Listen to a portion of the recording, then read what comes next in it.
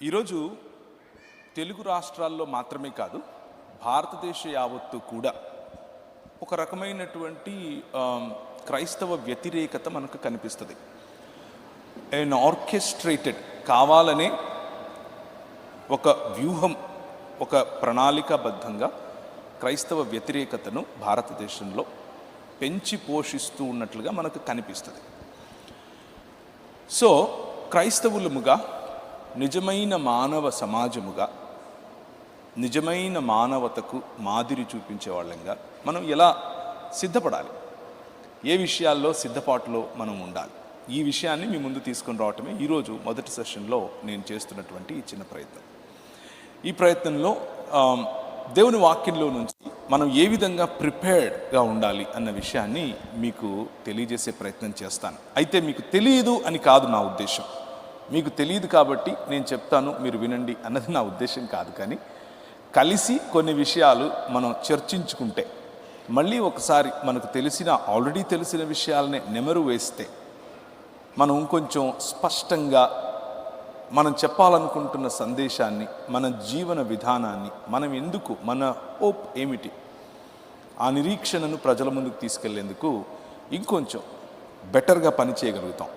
దానికోసమనే ఈ మొదటి సెషన్లో మనల్ని సమర్థించుకోవటం కాదు, క్రైస్తవ జీవన విధానాన్ని సమర్థించటం అనేటటువంటి, లేకపోతే అపాలజెటిక్స్ అని ఇంగ్లీష్లో పిలుస్తారు, కానీ క్రైస్తవ సమర్థనా శాస్త్రం అని తెలుగులో అంటారు.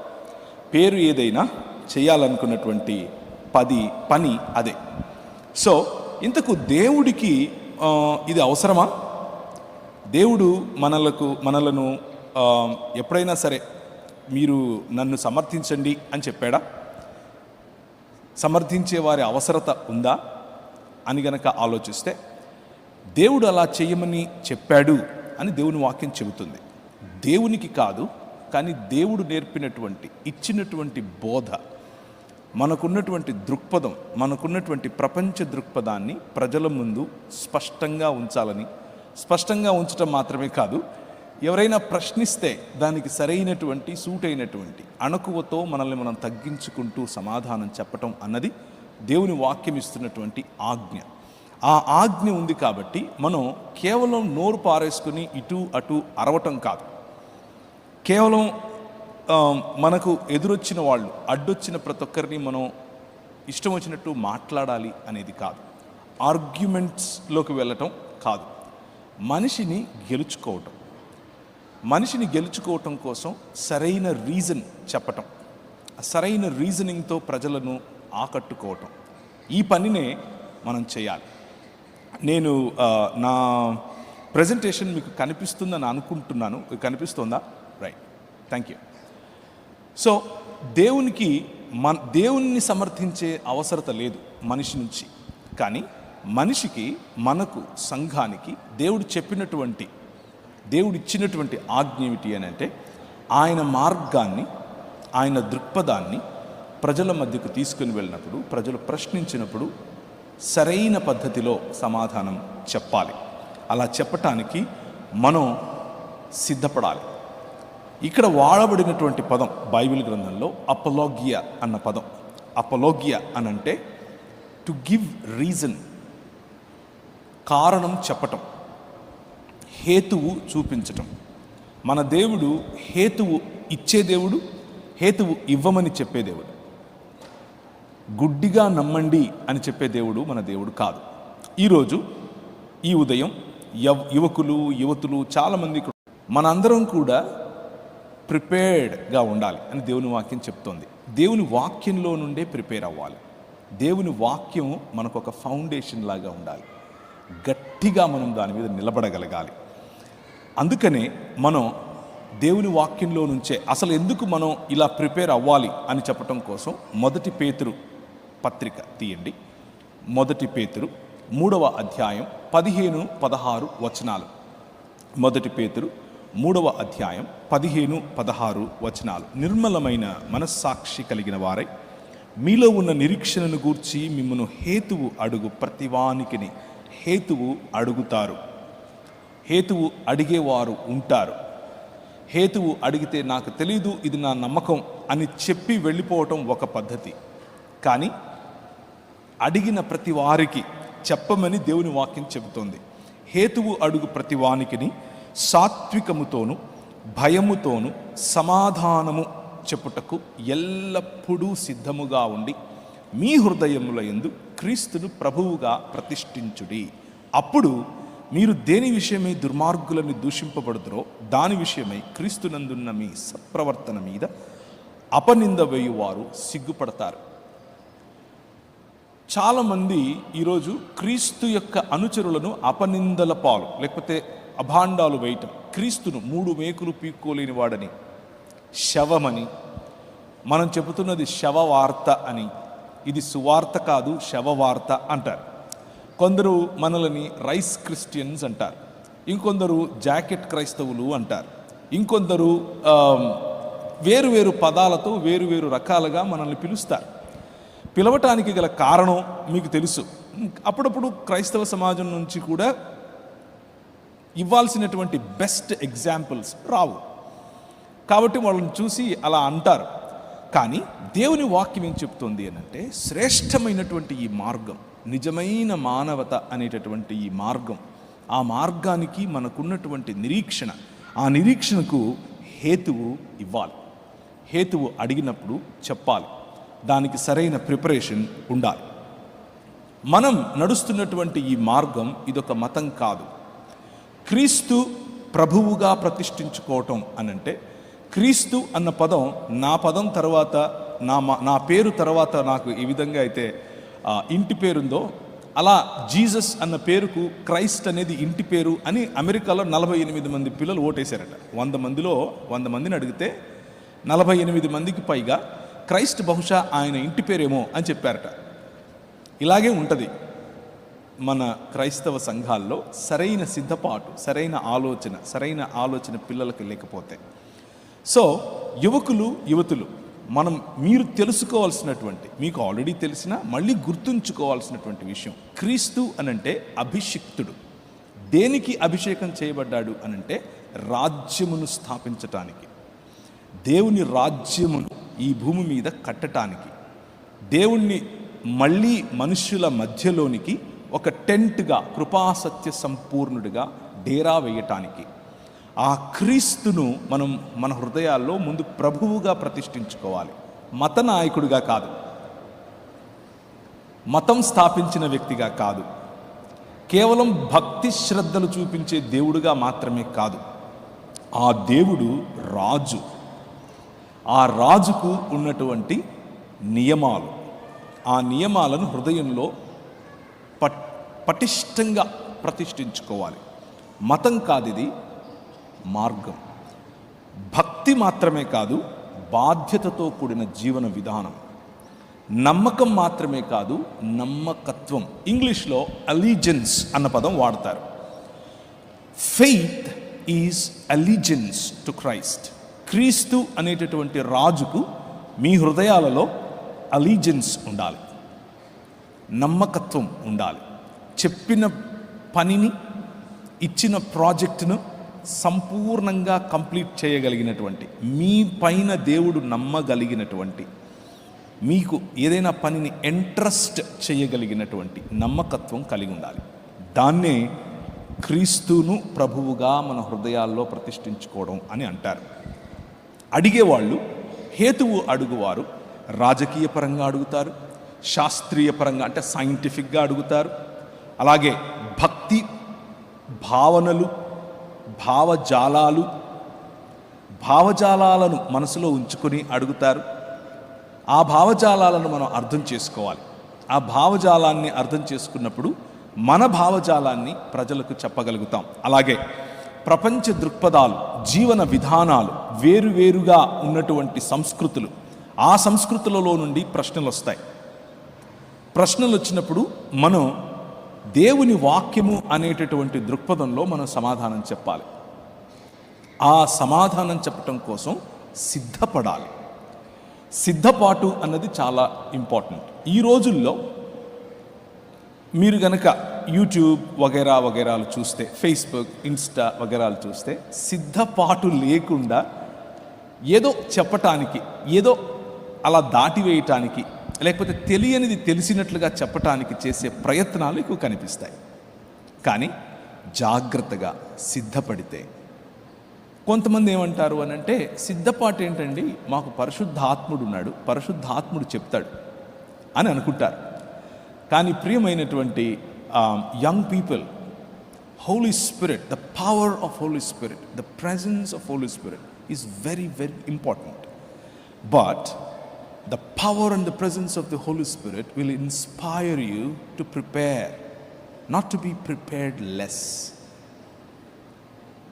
ఏ ఆన్సర్ తెలియనటువంటి వాడిగా దద్దమ్మలాగా కూర్చుని నోటికి ఏదొస్తే అది చెప్పి పరిశుద్ధాత్మ చెప్పాడు అని చెప్పటం కోసం కాదు పరిశుద్ధాత్ముడు మనకి ఇవ్వబడింది. పరిశుద్ధాత్ముడు మనల్ని ప్రిపేర్ అవ్వమని చెప్తాడు. స్టేజ్ ఎక్కటానికి ముందు you need to be prepared. Mike పట్టుకోవటానికి ముందు you need to be prepared. ప్రజలతో మాట్లాడటానికి ముందు you need to be prepared. కానీ వాక్య సంబంధమైనటువంటి సిద్ధపాటు, ఏదో యూట్యూబ్లో కొన్ని మాటలు విని, వికీపీడియా చదివి, గూగుల్లో సెర్చ్ చేసి క్రీస్తు గురించి నేను మాట్లాడతాను అని అనుకుంటే you will be at fault. You will disappoint both God and yourselves.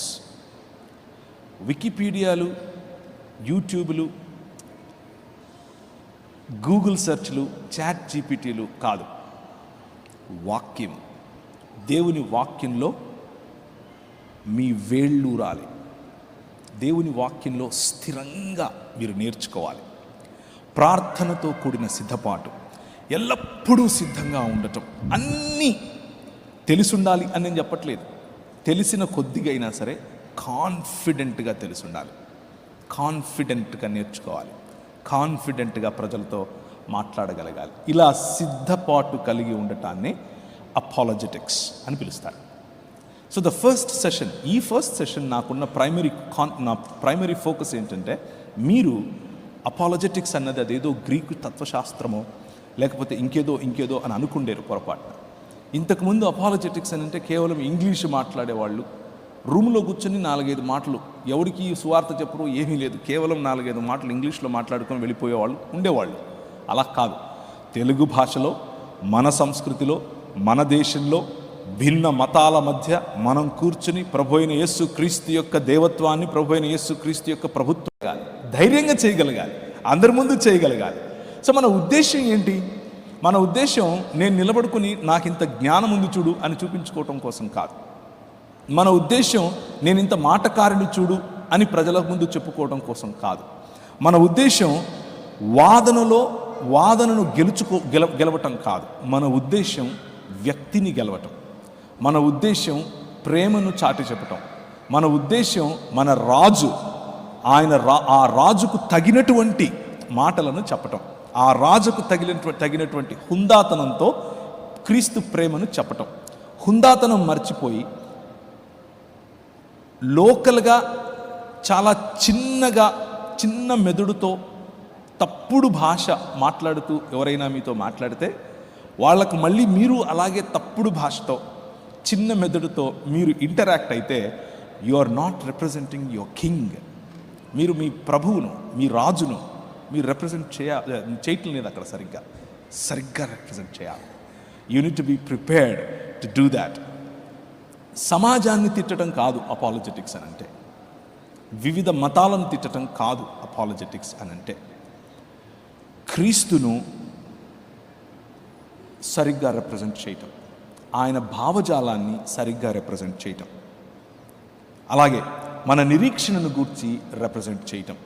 ఇంతకు మనకున్న నిరీక్షణ ఏంటి, మనకున్న హోప్ ఏంటి అని గనక ఆలోచిస్తే, పేతురు గ్రంథం మళ్ళీ తీయండి, 2 పేతురు 3వ అధ్యాయం 13వ వచనం. మనకున్న నిరీక్షణ చాలాసార్లు కొంతమంది, అందరూ కాకపోయినా కొందరు, చెప్పిన సువార్త యొక్క ప్రధాన ఉద్దేశం ఈ ప్రపంచాన్ని విడిచిపెట్టి ఇంకెక్కడికో వెళ్ళిపోవటం అని అనుకుంటారు. ఏదో కొత్త లోకం ఉంది, ఆ లోకంలోనికి వెళ్ళిపోవటం అని అనుకుంటారు. బైబిల్ గ్రంథం యొక్క సారాంశం మీరు ఈ లోకాన్ని విడిచి వెళ్ళిపోవటం కాదు. బైబిల్ గ్రంథం యొక్క సారాంశం క్రొత్త ఆకాశము, క్రొత్త భూమి. బైబిల్ యొక్క సారాంశం దేవుని సన్నిధి మన మధ్యకు వచ్చి నివాసం చేయటం. అది మనకున్నటువంటి హోప్. అందుకనే మనం మతం ప్రజలం కాదు. మన మార్గము నూతన ఆకాశం, నూతన భూమి, transformation of societies, transformation of nations, transformation of heavens and earth. భూమి ఆకాశములను రూపాంతరము చెందించి క్రొత్తగా చేసేటటువంటి ప్రాజెక్టులో, పునరుత్థానము చెందించేటటువంటి ప్రాజెక్టులో ప్రభువైన యేసు ఉన్నాడు. మీ రాజు ఉన్నాడు. ఆ రాజు అనుచరుడు వినువు, ఆ రాజు ప్రతినిధి వినువు. ఆ ప్రాతినిధ్యం అయినను మనం ఆయన వాగ్దానమును బట్టి క్రొత్త ఆకాశముల కొరకును క్రొత్త భూమి కొరకును కనిపెట్టుచున్నాము. వాటి యందు నీతి నివసించును. ద కింగ్డమ్ ఆఫ్ గాడ్, దేవుని రాజ్యం, న్యాయము, కనికరము, దీనమనస్సు కలిగినటువంటి మానవ మనుగడను పెంపొందించటం. This is what we are called for. మతం చెప్పటం కోసం కాదు. Apologetics is not about propagating a religion. ఒక మతాన్ని చెప్పుకోవడం కోసం మనం పిలువబడితే అది అపాలజెటిక్స్ అని పొరపాటున అనుకుండేరు. That is not what it is. Apologetics is about true humanness, నిజమైన మానవత్వం, నిజమైన మానవ జీవన విధానం. దాన్నే ద కింగ్డమ్ ఆఫ్ గాడ్ అని పిలుస్తారు. దేవుని రాజ్యం. ఆ దేవుని రాజ్యాన్ని మనం కట్టడం కోసం ఈ అపాలజెటిక్స్ అన్న పద్ధతిని వాడాలి. ఉపయోగపడితే, అవసరం పడితే వాడాలి. యేసు అనే రాజు యొక్క రాజ్యములో ఠీవిగా ఆయనతో కలిసి కాన్ఫిడెంట్గా ప్రజలతో చేయి కలిపి మాట్లాడగలగాలి. ఉదాహరణకు 2వ కొరింథీయులకు రాసిన పత్రిక 10వ అధ్యాయం. మేము శరీరధారులమై నడుచుకొనుచున్నను శరీరము ప్రకారము యుద్ధము చేయము. మొట్టమొదటి విషయం మీరు గుర్తుంచుకోవాల్సింది, whether you believe it or not, you are in a war. మీరు ఒప్పుకున్నా ఒప్పుకోకపోయినా, మీకు ఇది అర్థమైనా కాకపోయినా, ద మొమెంట్, ఏ క్షణమైతే నువ్వు ప్రభు అయిన యేసు క్రీస్తును నీ స్వంత రక్షకుడిగాను అంగీకరించావో, ఏ క్షణమైతే నువ్వు ప్రభు అయిన యేసు క్రీస్తు బిడ్డగా నిన్ను నువ్వు ఎన్నుకున్నావో, నిన్ను నువ్వు ఎంచుకున్నావో, నువ్వు ఆయనను వెనుక నేను ఆయనను వెంబడిస్తాను అని నిర్ణయించుకున్నావో, ఆ క్షణమే యు ఆర్ ఇన్ వార్. నువ్వు ఒక యుద్ధంలో ఉన్నావు. ఆ యుద్ధం శరీర సంబంధమైంది కాదు, మనిషితో కాదు. మతాలు మనిషితో యుద్ధం చేయమని చెప్తాయి. మతాలు మనిషిని విడదీస్తాయి. కులం పేరున, మతం పేరున, భాష పేరున, ప్రాంతం పేరున, భావం పేరున, దృక్పథాల పేరున మనిషిని విభజిస్తాయి. ఇది మార్గం, ఇది ఐక్యపరచేటటువంటి మార్గం. ఈ ఐక్యపరచేటటువంటి మార్గంలో వివిధ భావజాలాలతో నీకు యుద్ధం ఉంది. అంధకార సంబంధమైన దురాత్మ సమూహములతో నీకు యుద్ధం ఉంది. దాన్ని గ్రహించాలి. మనిషితో యుద్ధాన్ని పక్కన పెట్టాలి. We are fighting with the powers and principalities of the air. అది ఆ స్పృహలో ఉండాలి. యుద్ధంలో ఉన్నావు అని గుర్తుపెట్టుకో. అయితే శరీరధారులమై మనం నడుచుకున్నా శరీరము ప్రకారం మనం యుద్ధం చేయకూడదు. మా యుద్ధోపకరణములు శరీర సంబంధమైనవి కావు గాని దేవుని ఎదుట దుర్గములను పడద్రోయజాలినంత బలము కలవై ఉన్నవి. దేవుని ఎదుట దుర్గాలు. What are these lofty things that we are talking about? దుర్గాలంటే ఏమున్నాయి? There are many lofty things in this world. Religion ఒక దుర్గం, ఫైనాన్షియల్ రంగము ఒక దుర్గం, రక్షణ రంగం ఒక దుర్గం, రాజకీయ రంగం ఒక దుర్గం, ఫ్యాషన్ ఇండస్ట్రీ ఒక దుర్గం, మ్యూజిక్ ఇండస్ట్రీ ఒక దుర్గం, ఎంటర్టైన్మెంట్ ఇండస్ట్రీ ఒక దుర్గం, స్పోర్ట్స్ ఒక దుర్గం. ఈ దుర్గాలన్నీ కూడా ఏం చేస్తున్నాయి? అవి దుర్గములను పడద్రోయజాలినంత బలము కలిగింది మన భావజాలం. ప్రతి దుర్గాన్ని విడిపించాలి. బికాస్ ఎందుకు విడిపించాలి అని అంటే, అంధకార సంబంధమైన దురాత్మ సమూహముల యొక్క, లేకపోతే ఈ లోక దేవత యొక్క, ఈ లోక మర్యాదలో ఉన్నటువంటి రాజు దేవుడి యొక్క ప్రభావంలో ఇవన్నీ ఉన్నాయి.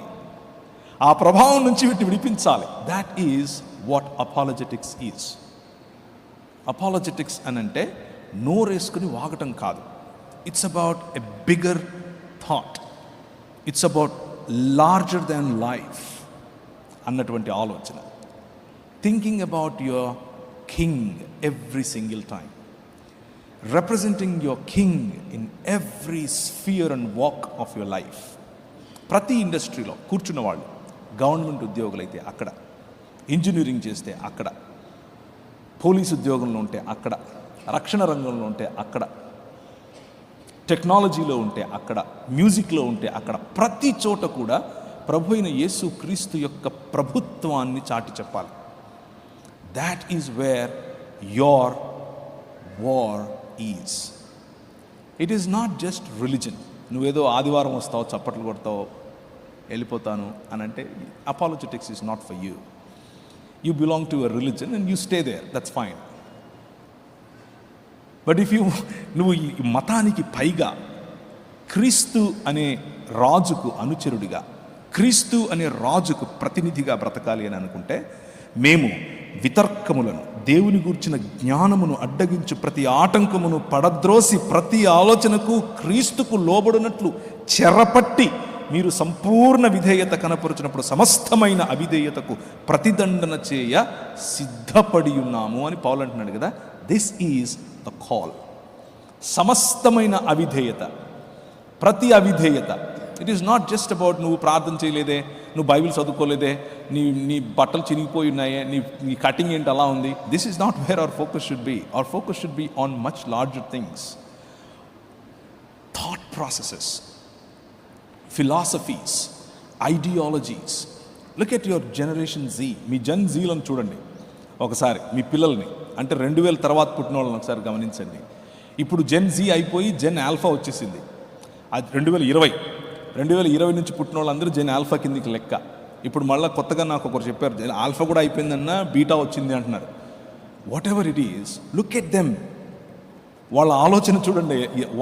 What kind of influence, using entertainment, using music, using technology, using artificial intelligence. వాళ్ళ ఆలోచనలు ఎలాంటి చోటు ఉన్నాయి అని అంటే, స్కూల్స్లో చెప్పేటటువంటి మాటలు ఏంటి అని అంటే, ఉదాహరణకు జస్ట్ ఉదాహరణ చెప్తాను, చాలా ఉన్నాయి. LGBTQ అనే community, lesbians, gays, bisexual, transgender and queer, 5 రకాలుగా. దీస్ ఆర్ ఆల్ యాక్సెప్టబుల్ అని చెప్తున్నారు స్కూల్స్లో.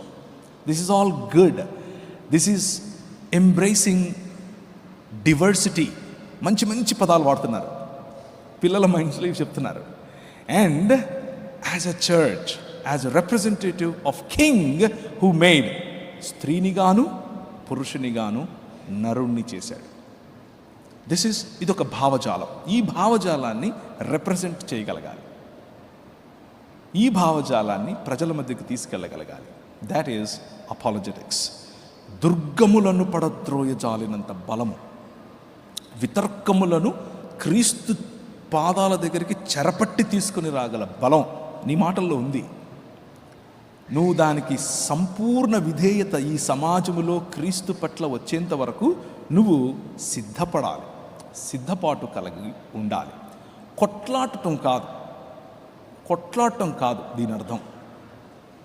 దీని అర్థం రాజు, ఆ రాజు యొక్క you are an ambassador and speak with that dignity, do stuff with that dignity, attempt projects with that dignity. ఆ డిగ్నిటీలో నువ్వు నీ ప్రాజెక్ట్స్ను నువ్వు ఎన్నుకోవాలి. There are 2 types of choices. మీకు 2 చాయిసెస్ ఉన్నాయి. పొద్దున్నే మేము చిన్నప్పుడు మాకు వాటర్ ఇంట్లోకి వచ్చేవి కాదు. మేము వెళ్ళి బిందెలు తీసుకెళ్ళి నీళ్లు పట్టుకొచ్చుకునేవాళ్ళం. మా అమ్మ, అరే పోరా నీళ్ళు తీసుకురా పోరా అంటే, నేను మా అన్న మేమిద్దరం సైకిళ్ళు తీసుకుని వెనక బిందెలు కట్టుకుని వెళ్ళేవాళ్ళం. బిందెలు తీసుకెళ్ళి బిందెలు నింపుకునే దగ్గర గొడవ జరుగుతుంది. మీకు ఎప్పుడని తెలుసా? సంపన్నులుగా మీరుంటే మీకు తెలియదు ఇది. నాలాగా బిలో పావర్టీ లైన్లో పుట్టే మీకు తెలుస్తుంది. మేము వెళ్ళి బిందెలు పెట్టుకొని నీళ్లు పట్టుకునేవాళ్ళం. అక్కడ ఎక్కువగా ఆడవాళ్ళు ఉండేవాళ్ళు, ఆడవాళ్లే కాదు మగవాళ్ళు కూడా ఉండేవాళ్ళు. అంటే సైకిల్ మీద తీసుకెళ్ళేవాళ్ళు. పిచ్చగా తిట్టుకునేవాళ్ళు, పిచ్చగా కొట్టుకునేవాళ్ళు. ఏది? బిందె నీళ్ళ కోసం. That's one choice. And the other choice is, ఇంటికి నీళ్లు ఎవరితో ఏ గొడవ లేకుండా పైపు పెట్టి మరీ ఇంట్లో మా అమ్మకు నీళ్ళు ఇవ్వగలగాలి అనేది రెండో చాయిస్. రెండవ చాయిస్ని ఎన్నుకోండి అని చెప్తున్నాను. నోరు పారేసుకుని అక్కడ ఇక్కడ వాడి చొక్కా పట్టుకుని వీడి చొక్కా పట్టుకుని కొట్లాట వద్దు. That is not what we are called for. We are called for bigger wars. కొట్లాటలకు యుద్ధానికి తేడా ఉంది. చూజ్ వార్, నాట్ కొట్లాట. స్ట్రీట్ ఫైట్ వద్దు. That is what is happening these days unfortunately. చాలా దరిద్రం పట్టింది మనకి యాక్చువల్లీ చెప్పాలంటే తెలుగు రాష్ట్రాల్లో. Street fight no. Represent your king like king. Represent your god with dignity and with greater care. ఆ care నీలో ఉండాలి. యూదా పత్రికలో 1వ అధ్యాయం ఉంటుంది, 3వ వచనం. పరిశుద్ధులకు ఒక్కసారే అప్పగింపబడిన బోధ నిమిత్తము మీరు పోరాడవలనని మిమ్మల్ని వేడుకొనుచు మీకు వ్రాయవలసి వచ్చేది. This is not just a suggestion, this is a command. You have to do it.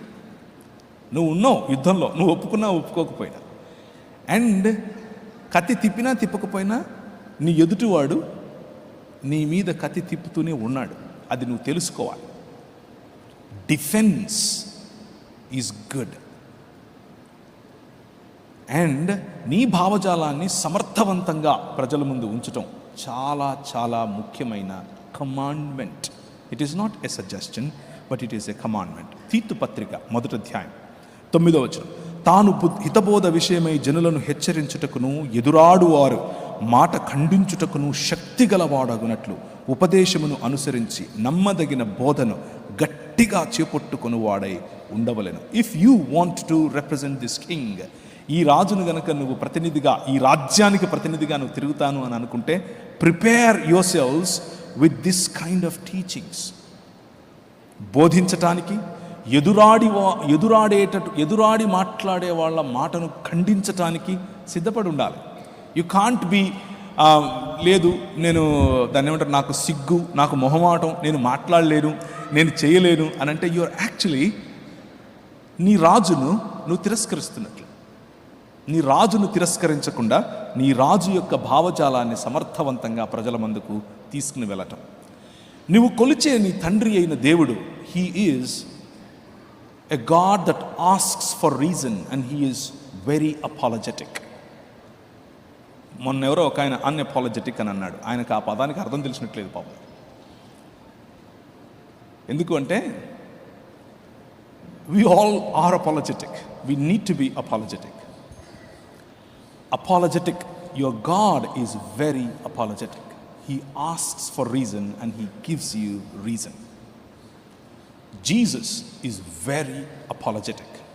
యేసు క్రీస్తు, ఆయన పంపినటువంటి శిష్యులు వెరీ అపాలజెటిక్. పౌలుని తీసుకోండి, స్టెఫెనుని తీసుకోండి, పేతురుని తీసుకోండి, వాళ్ళు రాసినటువంటి పుస్తకాలు, యోహానును తీసుకోండి. The book of John or the gospel of John and the first letter of John is precisely written to condemn or to reject Gnosticism. Gnosticism అనే బోధను ఎదిరించడానికి రాసిన పుస్తకాలు అవి. You need to prepare in this way because your God is like that, because your king is like that, because your king's apostles are like that. ప్రారంభ సంఘ నాయకులు అపాలజిస్ట్స్. మనం ఈ వరుసలో మనము ఉండాలి. Representing your king at the highest levels, choosing wars at the highest levels. బిందె తీసుకుని నీళ్ల కోసం కాకుండా పార్లమెంటులో నీ రాజును రిప్రజెంట్ చేయాలి. విధాన సభల్లో నీ రాజును రిప్రజెంట్ చేయాలి. ఎత్తైన చోట్ల నీ రాజును రిప్రజెంట్ చేయాలి. తలగా ఉండాలి, తోకలుగా కాదు. That's precisely what apologetics is all about. ఈ అపాలజెటిక్స్ అన్నది మనం ట్రైన్ అయ్యే సమయంలో ఇంట గెలవాలి, రచ్చ కూడా గెలవాలి. ఇంట గెలిచే స్థైర్యం లేకపోతే రచ్చకెళ్ళక అసలు. ఇంట్లో నువ్వు మాట్లాడగలిగే ధైర్యం లేకపోతే రచ్చకెళ్ళక అసలు. ఇంట్లో గెలవాలి. క్రైస్తవ సంఘం పేరట జరిగే దుర్బోధలను దుర్బోధలు అని నోరు తెరిచి చెప్పగలిగే ధైర్యం ఉంటే you are welcome to practise apologetics. సన్నాయి నొక్కులు నొక్కుతాను అని అంటే you don't belong here. You can't be an apologist. You can't represent your king in the right way. నిజమైన పద్ధతిలో నీ రాజును నువ్వు ప్రతినిధిగా ఆ రాజుకు ఉండలేవు. ప్రతినిధిగా ఉండాలి అని అంటే, ఉదాహరణకు సంఘములోనే మేము క్రైస్తవులమే అని చెప్పుకునే యెహోవా సాక్షులున్నారు. మార్మన్ సంఘం, the church of latter day saints అని పిలుస్తారు. మార్మన్లు ఉన్నారు. World mission society church of God. ఈ రోజుల్లో world mission society church of God అనేది చాలా, వీళ్ళు కొరియన్స్ ఉంటారు ఎక్కువగా. వీళ్ళు కంటాటా తీసుకెళ్తాం అని వస్తారు. కొరియా తీసుకెళ్తాం, సౌత్ కొరియాకి తీసుకెళ్తామని. I was totally appalled. Actually చాలా సర్ప్రైజ్ అయిపోయాను. ఇప్పుడు ఎందుకంటే రాజమండ్రి దాటిన తర్వాత ఏలేశ్వరం అని ఊరు ఉంటుంది. ఆ ఏలేశ్వరం నుంచి లోపలికి వెళ్తే ఇంకా చిన్న ఊరు. ఆ ఊరికి నన్ను వాక్యపరిచయకు పిలిస్తే వెళ్ళాను. వెళితే ఆ ఊరిలో అంత రిమోట్ ప్లేస్లో కూడా వీళ్ళున్నారు. World mission society church of God.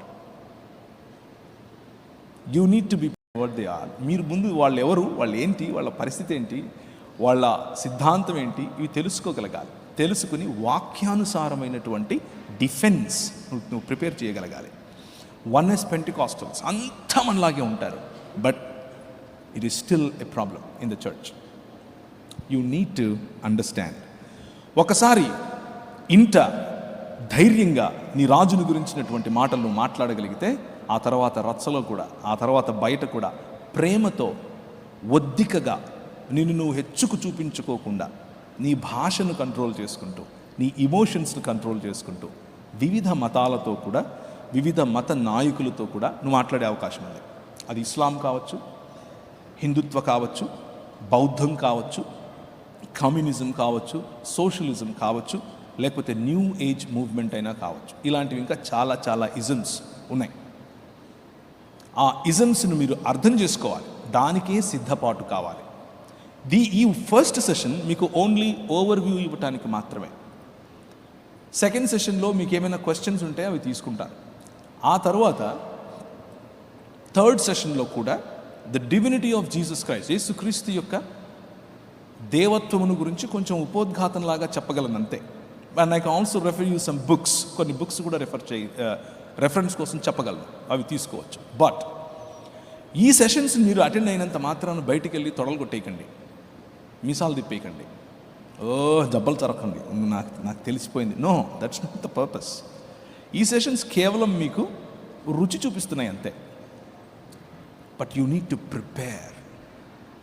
సిద్ధపాటు, ప్రేమతో క్రీస్తుని గురించి చెప్పటం.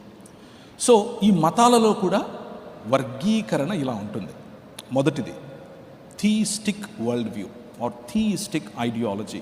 అందులో ఇస్లాం ఉంది, ఆర్ జుడయో క్రిస్టియన్ ఫెయిత్ ఉంది, యూదా క్రైస్తవ సముదాయం, అలాగే ఇస్లాం. ఆ తర్వాత ఇస్లాం మరియు యూదా క్రైస్తవ సముదాయాల్లో ఉన్నటువంటి వేరు వేరు శాఖలు, ఇంతవరకు నేను చెప్పినవి, ఆ శాఖలన్నీ కూడా దీని కిందకి, థీయిస్టిక్ వరల్డ్ వ్యూ కిందకి వస్తాయి. రెండవది నిరీశ్వరవాదం. వీళ్ళు ఏథీయిస్టులు కాదు, శక్తిని నమ్ముతారు. నిరీశ్వరవాదం, దీంట్లోనే బౌద్ధం, ఇందులోనే జైనం, ఇందులోనే నిరీశ్వరవాదంలోనే కొన్ని రకాలైనటువంటి హైందవ భావజాలం ఉన్నవాళ్ళు కూడా ఉన్నారు. నాస్తికవాదం, కమ్యూనిజం, సోషలిజం, అలాగే హేతువాదులుగా పిలుచుకునేవారు. తెలుగు రాష్ట్రాల్లో హేతువాదుల సంఘాలు కూడా ఉన్నాయి. వాళ్ళందరూ కూడా నాస్తికవాదం కిందకి వస్తారు. ఆఖరిగా హిందూ మతం అన్నది ఒక మామూలు మతం కాదు, ఇది అనేక మతాల యొక్క సంగ్రహం. It is a mixture or it is a conglomeration of many religions together. ఇందులో అద్వైతం ఉంది, ద్వైతం ఉంది, విశిష్టాద్వైతం ఉంది, బహుదేవతారాధన ఉంది, కేవలము దాన్ని ఏమంటారు, కొందరు బాబాలను అనుసరించే ఫోక్ రిలిజన్ ఉంది. ఇదంతా కూడా వేరు వేరు రకాలైనటువంటి దాన్ని ఏమంటారు, భావజాలాలు. ఇకపోతే ప్రధానమైన ఆక్షేపణలు, వీళ్ళు తీసుకొచ్చే ప్రధానమైన ఆక్షేపణలు ఏంటంటే బైబిల్ గురించినటువంటి ఆక్షేపణ, అలాగే క్రీస్తుని గురించినటువంటి ఆక్షేపణ, అలాగే మనం నమ్మేటటువంటి త్రిత్వమును గురించినటువంటి ఆక్షేపణ. ఇది లోపలున్న వాళ్ళు చేసేటటువంటిది మాత్రమే కాదు, బయట ఉన్న వాళ్ళు చేస్తారు. మేము లోపలే ఉన్నాం అని అనుకుంటూ కూడా కొంతమంది వీటిని నమ్మరు. అది ఇది మాత్రం చూసుకుని ముగించేద్దాం. ఈ ఆక్షేపణల్లో ప్రధానంగా బైబిల్ ప్లస్ ఇంకొకటి ఏదో ఉంటేనే మీరు బైబిల్ని అర్థం చేసుకోగలరు అని చెప్తారు. ఉదాహరణకు విట్నెస్ లీ చెందినవారు. విట్నెస్ లీ అని ఎవరైనా విన్నారా? పేరు చేస్తారా? విట్నెస్ లీ సంఘాలు, వాచ్మెన్ నీ గారి యొక్క సహోదరుడే విట్నెస్ లీ గారు. విట్నెస్ లీ సంఘాలు ఏం చెప్తాయి అని అంటే, బైబిల్ యాజ్ ఇట్ ఈస్గా చదివితే సరిపోదు. విట్నెస్ లీ గారు రికవరీ బైబిల్ అనేది ఒకటి రాశారు, అది కూడా కావాలి, అది చదివితేనే మీకు అర్థమవుతుంది అని చెప్తారు. అలాగే వాచ్ టవర్ సొసైటీ అని అంటే యెహోవా సాక్షుల యొక్క ఆర్గనైజేషన్ అన్నమాట. వాళ్ళు రాసిన ట్రాక్ట్స్ చదివితేనే మీకు బైబిల్ అర్థమవుతుంది అని చెప్తారు. So Bible plus some other material. ఎలా వీరిని గుర్తుపట్టాలి? కల్ట్స్. ఎలా క్రైస్తవ భావజాలానికి వ్యతిరేకంగా ఉన్నవారిని, లేకపోతే అందులోనే ఉంటూ దాని లోపల క్యాన్సర్గా పనిచేసే వాళ్ళని ఎలా గుర్తుపట్టాలి? మొదటిది బైబిల్ ప్లస్ మా దైవజనుడు, బైబిల్ ప్లస్ మా దైవజనుడు రాసినటువంటి పుస్తకాలు, బైబిల్ ప్లస్ మా దైవజనుడు చెప్పినటువంటి పద్ధతులు, బైబిల్ ప్లస్ అని ఎవరైతే చెప్తారో మీ దగ్గర అది దొంగ నోటు అన్నటువంటి రిజిస్ట్రేషన్ రావాలి, గంట కొట్టాలి, దొంగ నోటు ఇది అని. Very careful. క్రీస్తు ప్లస్ మా దైవజనుడు, క్రీస్తు ప్లస్ నేను చెప్పేటటువంటి మాటలు, క్రీస్తు ప్లస్ ఈ భావజాలం. ఉదాహరణకు మొదటి సెంచురీలోనే ఉన్నటువంటి భావజాలం గ్నాస్టిసిజం, మ్యానికీయిజం, ఇలాంటి ఇజమ్స్ ఈ రోజుకు ఉన్నాయి, కాకపోతే వాటి పేర్లు మార్చుకొని ఉన్నాయి. నియోప్లెటనిజం ఈ రోజుకి ఉంది, స్టోయిసిజం ఈ రోజుకు ఉంది, కానీ క్రీస్తునే అడ్డం పెట్టుకుని మీ దగ్గరకు వస్తాయి. మన రాష్ట్రంలో విశాఖపట్నం యూనివర్సిటీ ఒకటి ఉంది, యేసుక్రీస్తు దేవత్వాన్ని విమర్శిస్తుంది, యేసుక్రీస్తు దేవుడు కాదు అని చెప్తుంది, మనకు 3 దేవుళ్ళు ఉన్నారు అని చెప్తుంది.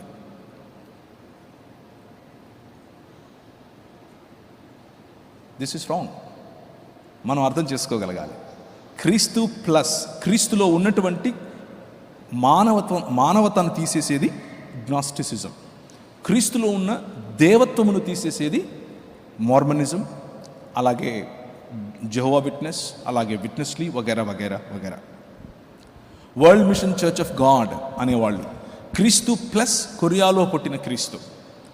కొరియాలో పుట్టి ఒక ఆయన క్రీస్తుగా ఉన్నాడు. యెహోవా అంటే ఇంకెవరో కాదు, ఆయన భార్యే. ఆయన భార్య ఇప్పటికీ ఆమె బ్రతికే ఉంది.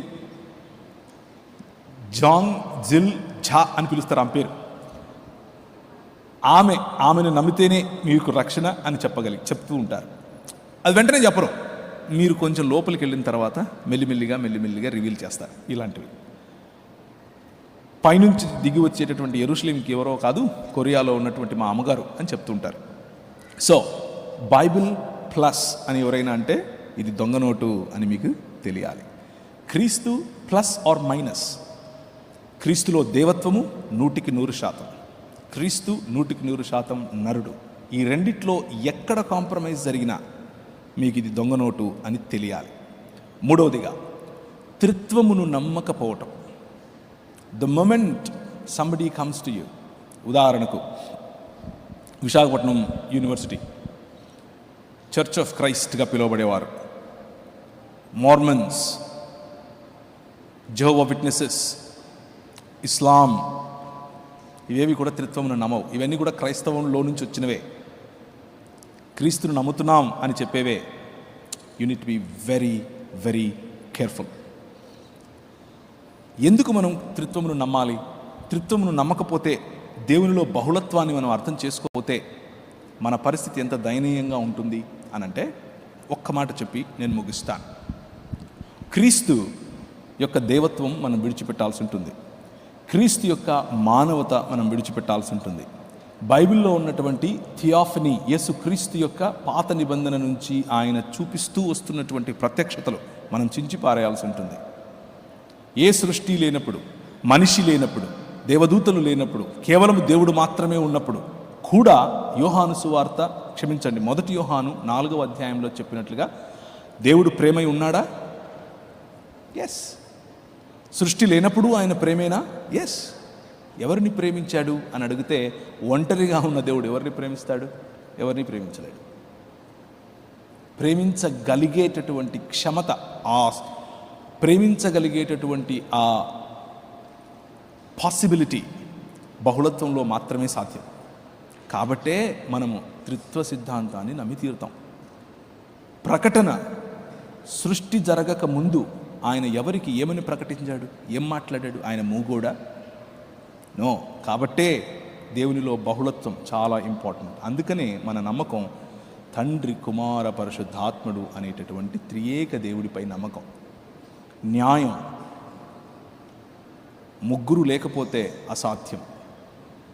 కనికరం, బహుళత్వం లేకపోతే అసాధ్యం. మంచితనం, బహుళత్వం లేకపోతే అసాధ్యం. కుటుంబం, బహుళత్వం లేకపోతే అసాధ్యం. సమాజం, బహుళత్వం లేకపోతే అసాధ్యం. దేవుడు కుటుంబముగా, సమాజముగా ఉనికిలో ఉండటం, ఉండి తీరాలి. బైబిల్ అలాగే చెబుతోంది. So prepare your selves to understand who your God is and how you represent this big God. ఈ గొప్ప దేవుడిని ఎలా, ఈ గొప్ప రాజును నువ్వు ఎలా ప్రతినిధిగా ఈ సమాజంలో ఆయన చెప్పిన మాటలను, ఆయన మార్గాన్ని నువ్వు ఎలా ముందుకు తీసుకెళ్ళగలుగుతావు? ఆ ప్రిపరేషన్నే అపాలజెటిక్స్ అని అంటారు. తలలు వంచుకుంటే ప్రార్థించుకుందాం.